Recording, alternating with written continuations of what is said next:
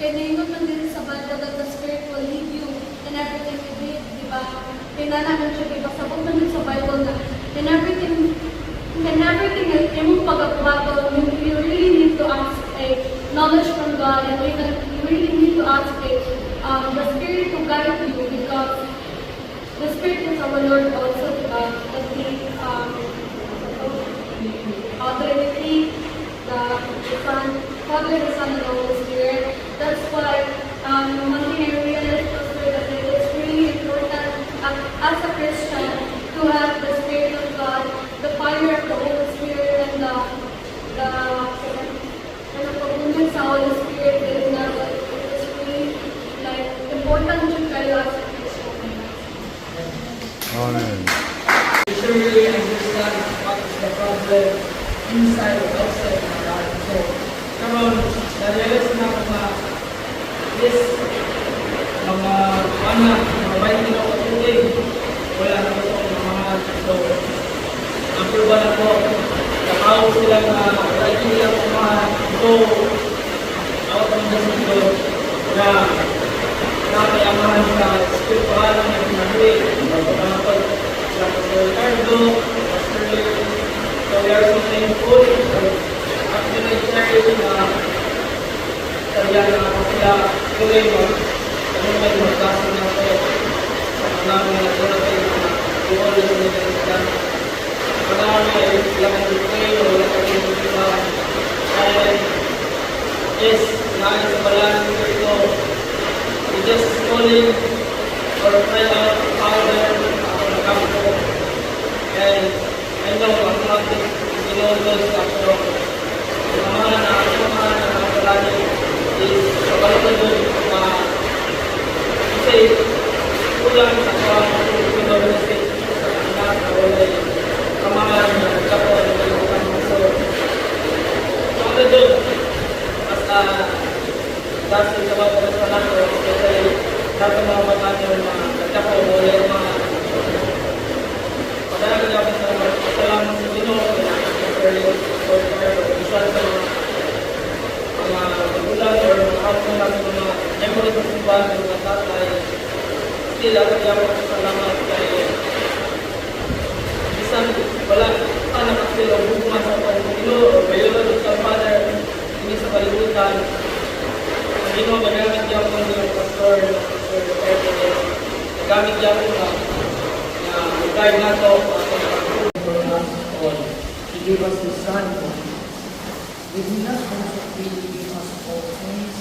So I just realized this passage of Scripture is that it is encouragement for us because we are the prayer warriors who always pray, and sometimes we pray, sometimes we ask God for many things, and then even some of us here we really frequently pray and we earnestly pray for some things or special things that we really want from the Lord, but until now we still didn't receive it. But and then after that we think that maybe God will not answer my prayers, or maybe God will not answer my prayers. But this scripture is an encouragement for those people who doubt if their prayer will be answered. It says here that if God did not withhold or withdraw His Son, if God really offered His only begotten Son for us, it says here, will not He also freely give us all things? I just realized we can receive the things that we ask for the Lord, but we should just believe in Him, and we just believe Him more, we should trust Him more, like what Abraham did.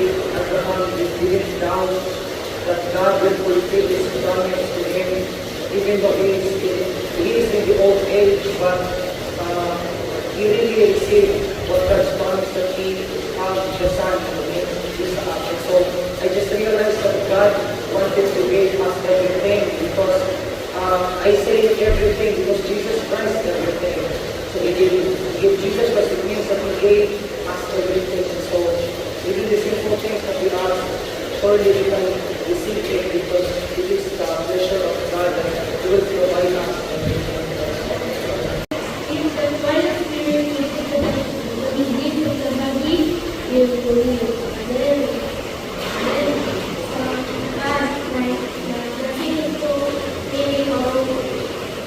Kulong sa Ginoo kay bibiyang mo. Ingon dili na dili kita sa imo ko. Pagkatay ni Adi sa puno, sa ako ako mga kamalan na walahan, walahan sa mga dili ingon dili na kung yes ay sa walahan sa bahay, atong pagkiri sa atong mga kumain mga walahan mga makayan din ako o makaangkot ako. Makayan ako dili sa atong kawalan ako o dili sa atong sa ito. Kaya ko dali siya ko Paul na, I can do all things through Christ who strengthens me. Abot ka sa tanang butang, sinabi sa kusog, kaya ka sa ito. Dahil nakama na sa pagpatay. Ito ang natapot na tayo sa pagkawalan ng kanila. How shall we put to that our sinful nature? Yan ang siya po sa Paul. Sa Galatians 2:20 na, I crucify myself every day and night. Ano siya, ilan sa ko sa cross, o pagkain sa siya, o pagkain ako mga inuha. So, para na ako ko, nasa siya, ako, napagagod, kumatilan sa ako, magayon, inuha, yan sa iyo, yan sa Espiritu, mga adlaw sa bibig. Ayaw kinagpaito, bro, ang ato mga kauyang ko. Ingon man si Lord na, kung ato ko, bubalik ko dito, kung ako yung padala, pagbukang katagal. I will send my new comforter to be with you always. Wala na. Kaya ginato, kaya na to, dili, labi na, itara, dili, kaya na to, kayo pamilya. Kung sa una, di kaya na to sitwasyon na katakita na, pero karoon na to, di at makaya na to, kayo na to, kaya si Lord na, wala niya i-qualify ang mga natawag, wala niya i-qualify ang mga qualified na sigahan, kung hindi i-qualify kaya ito mga isang talang na kung inuwi na yung lali si Lord sa isang kanibutan, hindi sa mga magdawag kung sila na sila ng kasasara.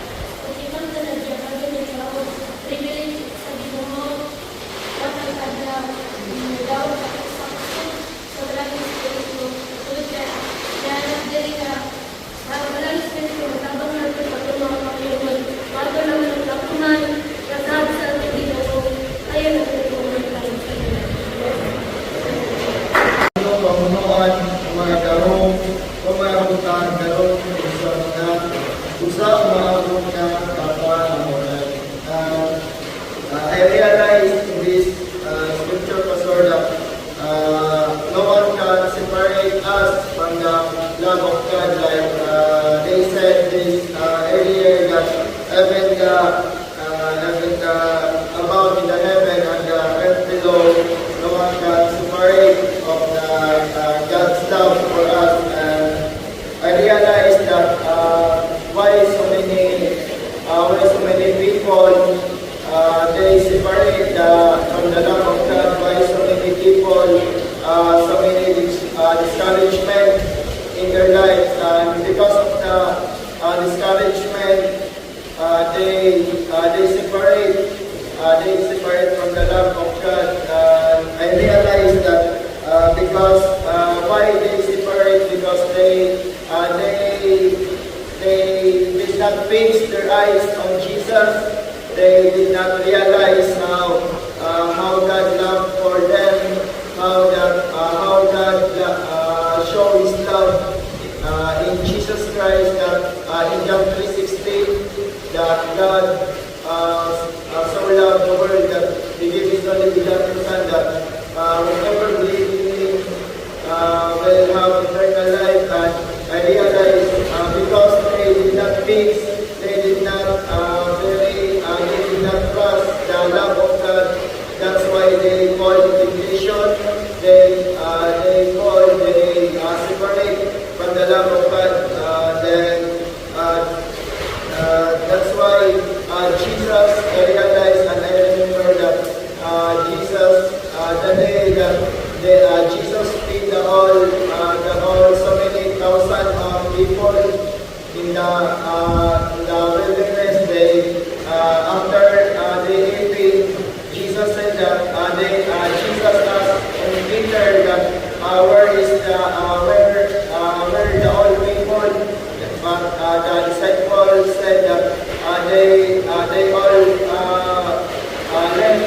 They all left. Then Jesus asked the disciple that all of you, my disciple, you leave me like they did. Also you leave me like they did. That I realized that after Jesus feed us and brought us as his children.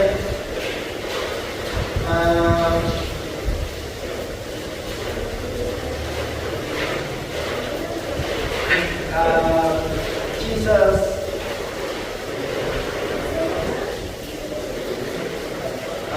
pagawan ni Ginoo iya din ang iporta na iya man tinunan niya kamo as pagdalab of God, no one can separate us from His love because Jesus wala kayo mahimong rason nga na nung separate ka sa lugma ni Lord kay magkainon ka nga mo separate na ko because of the troubles, discouragement, but Jesus, before the last word that Jesus confessed before He died, He said that it is finished. Kung mana kung naman nga, kung managyod ka na discouragement, every though na makakiyagong ka na, but atong minumduman nga, naa siya, always siya nga na bira mo bisag pagkainom ka nga, gamay na lang yung kayo, like isong kininikon nga, bisag lundris na lang ang kahawid, or lundris na lang ang nag-connect, ni mo ni Lord, o diyak ni mo, pero bisag ko ka na kalundris, pero magkahimo po na kanang mag-connect ka, at least gamay na lang, pero at least na lang hapoy, kanang magulitan o sa mga inayang dili kayo na may mo sa Diyos.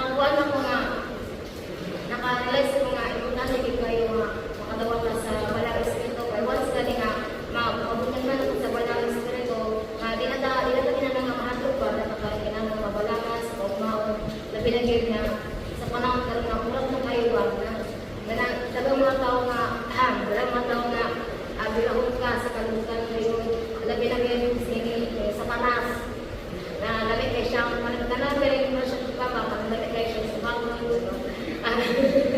labi promise ka ng kanang makuan pa kanang kung tao pa lang yung sa tanas labi kay ko nung mga kanang sige mo sa buko na sige mo minito ka lang na yun na kuan sa ako na magpili na panagay ko ng Jesus Christ. So, ngayon rin na kuan ngayon rin sa verse 15 na kaya ang spirit ko mag-ihanag sa Diyos sa inyong pili o tulipon ninyo aron ang mga amen. So, nakapato kami na ang nana ko i-share the word atong 2024. So, kuan mag-good ka lang nasayad ng dito nga napoy sa kamarkada nga kuan sa kamarkada nga kasi na ko na sa Diyos ko o kanang sa sumunod na chat ba may kada niya sumunod na chat na yung once nga ang ko dia sa Ginoo Lord sa ko ba niya ang buhat ko sa ko ba niya ang buhat nga kanang kawas ko magabi yung mag-upload kuan wala gid yung makarga kawas mo mga $, kay ano dito nga wala ko sa respect rin ka na ko Ginoo ba din dito ka nang may ganun ay ito talaga ni para sa Ginoo kay magwa naman so dito ko na sayo nga wala na ko paminaw mag-ayo sa Spirit sa Holy Spirit dito ka nang wala ko kauma nabuhat din ako kanang nila ako ng mga day ikaw gawas ko magkada yung kuan ako kauma kung sante nga sa kung susunod ba nga sa kasunod nga sante nga kuya ang iyong nila kuan kaya ikaw mo nga iniyawan mamatay na iyong so sa ako ngayon physical is wala din sa ako physical pero ganahan kayo gusto to kay ganahan kayo physical ako mabuhata so ako akong espiritual ng God man ko siya kung ganang ganing kung siya taluya mga alay na wala na ko promise na box kung ganyan na kanang mahal ko ako ba bago na ako kumamatay sa ako espiritual na taluya nga paano ko wala na ko na tao sa Spirit sa Panginoon na ko